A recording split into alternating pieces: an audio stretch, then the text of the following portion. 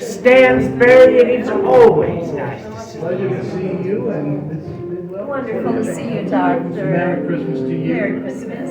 Very nice, very nice. And thank you so much for inviting me over to share Christmas with you and General Sherman. Well, you are always invited in our home. Well, I appreciate that. Thank you very much. It's a wonderful time. All the decorations you see, well, that is all Annie. It's her favorite time of the year.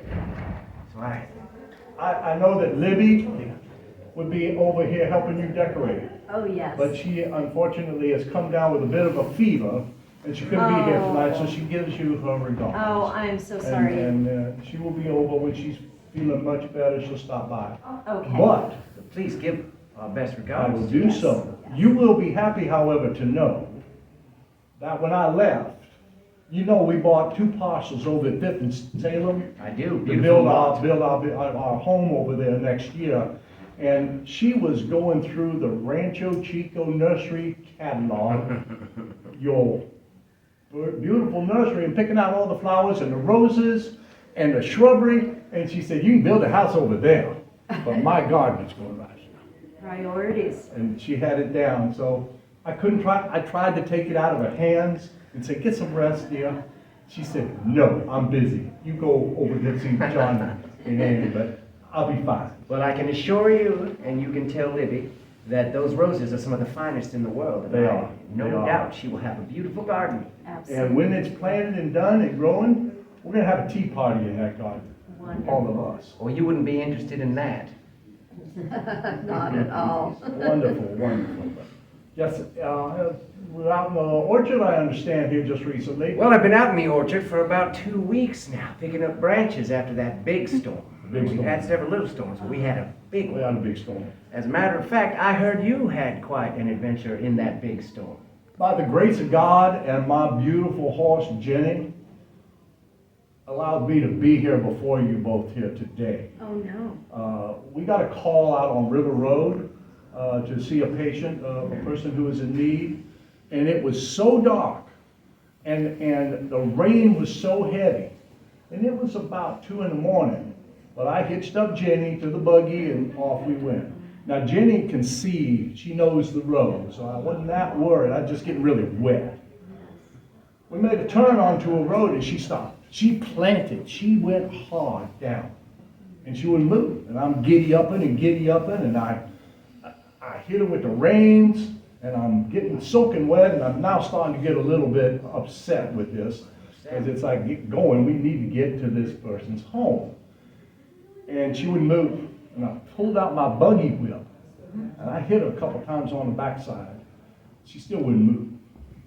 So I jumped out of the buggy into the mud, walked up to the front to grab the bridle, just as this big flash of lightning lights up the sky and everywhere, and there at our feet is the Sacramento River raging. It had flooded and washed the road away. Oh, my. Had she not stopped and been stubborn, we'd have been in Sacramento floating by a week later. But I felt terrible because I hit her and I called her names, and I suspect she was there saving her life. Wasn't thinking too much about me, but I was a beneficiary of her stubbornness. Well, the animal saved your life. The animal did save my life. It was amazing. And that is the horse I see you riding around town.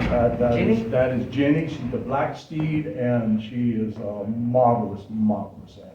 Magnificent. And I owe her my being here today. Well, I believe the whole community owes her for you Yes. being That's here true today. too. That would be the way it is. So I understand that General Sherman is going to be visiting with us. General Sherman is going to be visiting with us My today. goodness gracious. A rare appearance in California. He has been here many times in California. It's I not underst- too often he gets out here. I understand that he had an issue with a horse as well. Well, we all have issues with horses sometimes. Well, my That's just the story- nature of a horse. My story doesn't end with that. Oh, I have a second story to go if you would indulge me. well, of course. So last week, we get another call, and it's about 4 in the morning to go out to the Gwynn Ranch, see Mr. Gwynn. Mr. Gwynn. And we were summoned, and he was told, we were told that he probably wasn't going to make it through the night. Oh, Well, I hook up Jenny, and off we go, and we're out there and heading toward the grid. And we pull into the front gate of his ranch, and I jump out of the carriage, and I decide to open the gate so we can go up and take care of Mr. Gwynn. And I turn back around to Jenny, and she is cut from shoulder to shoulder. She is filleted open. Oh, no. And what had happened, we hit a barbed wire fence wire that had been strung across the road. So I was facing a dilemma because I had a Hippocratic oath and I had this gentleman who was terribly ill, but my horse was sitting there and she was bleeding, and I took out my surgery bag and pulled some sutures out and I sewed her up right there. Wow. And then I went in and took care of Mr. Gwynn, and I apologized for being late, and he said, I told him why. Jenny had hit a barbed wire, and he said, you made the right decision, taking care of your horse first. Well, I have to agree with Mr. Gwynn. And After all, the horse did save your life. I figured that I probably owed her that at least. Good turn deserves And another. then Jenny was wearing that scar now, and Mr. Gwynn is alive and kicking. What a magnificent animal. I think that Mr. Gwynn probably saw death at his door and said, I have some harvesting and some orchard work to do, so you go away. Well, Mr. Gwynn is a tough old boot. He'll He's a probably tough outlive us old all. bird. And that whole family is robust. Yes, he is, and we will go, everybody happy. Well, there he is. I make a loud entrance. Well, now I think we'll forgive you for that. John, good to see you. General, it is always good to see you. Welcome back. Great to see you again. How was your trip? Great to Remember see my you. wife Great Ann, to of see you, course. General. I was just talking to your Thank you. father back in Washington this last week. Yes, he mentioned that to me. And he was instrumental to helping us with the war, so I always try to give him kudos whenever I can. He is Yeah. an inspiration. The 1860 census, even though it wasn't published, helped us with where supplies were in the South, where trade routes were, Instrumental in the Very intelligence instrumental. aspect of the and war. also worked on maps. Yes. That was great. Yes, sir.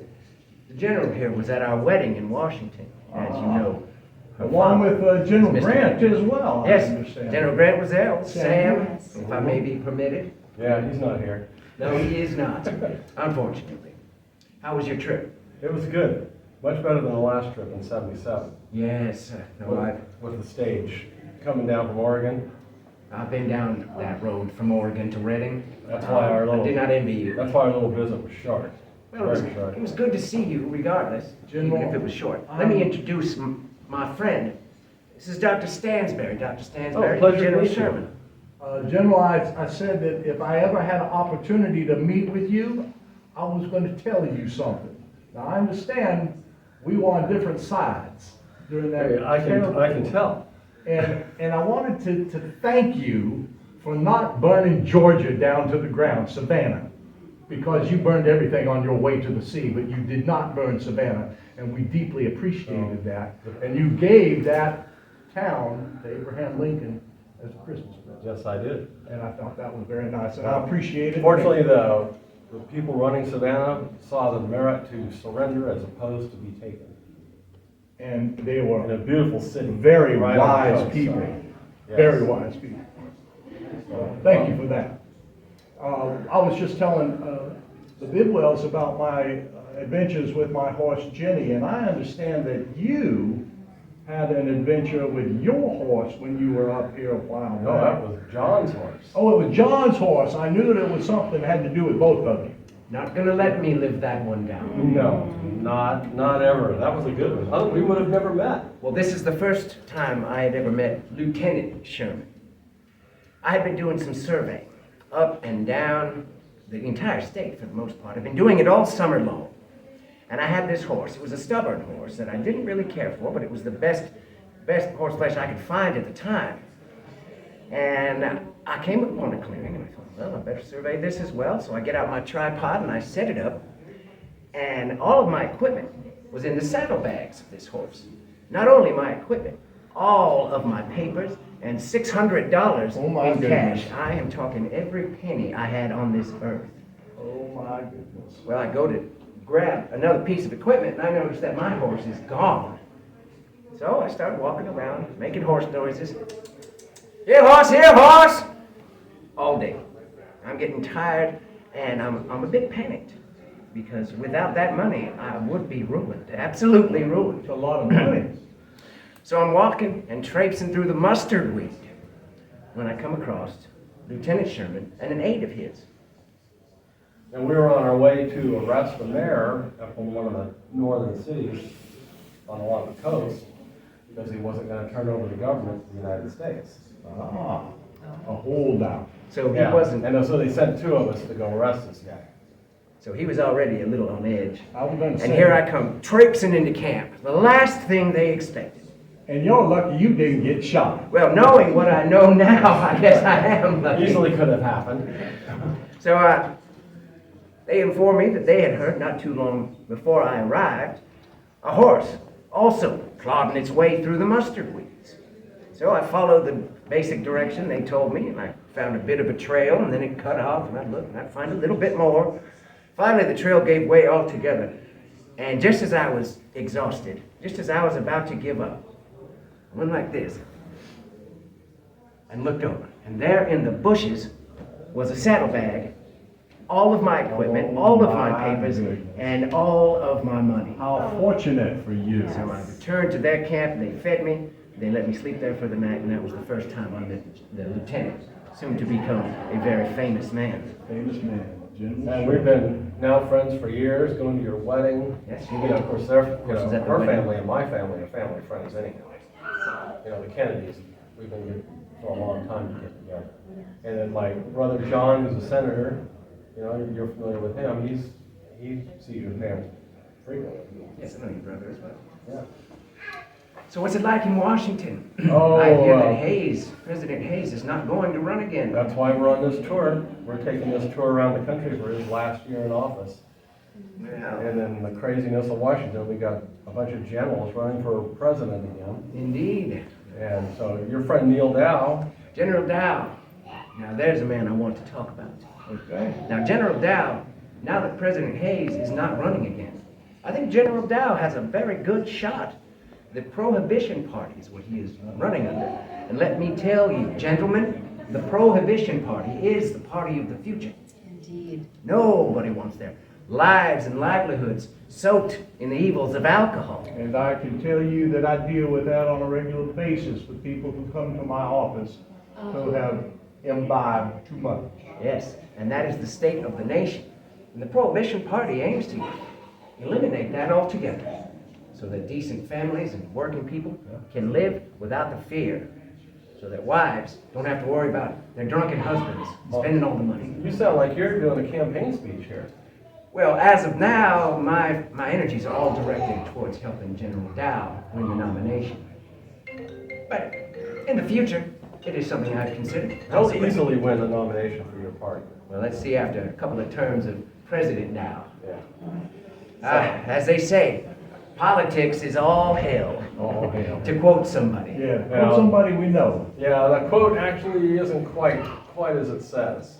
Oh? Well, it is actually, you did quote it right. You're one of the few people that did get it right. They've been putting my quote as war is hell. And actually, you know, with the glory and stuff that the young men of the country now think that war is a great thing to be involved in, you know, and my quote was actually, war is all hell. And that it is. And they just don't realize what it's like. It's lost, and it's lost in the glory and the stories now. One can't know unless they've been there, seen the elephant for themselves. Definitely. I think maybe either one of you might consider running for president. Yeah, that's. Looking at you, Jeff. Yeah. Looking at you, General. I've been approached, and if nominated, I will not run. If elected, I will not serve. I have served my country for all my life, and I'm satisfied with what I've been doing with the U.S. Army and the military, and then in my private business, I've got a lot going on with my banking stuff.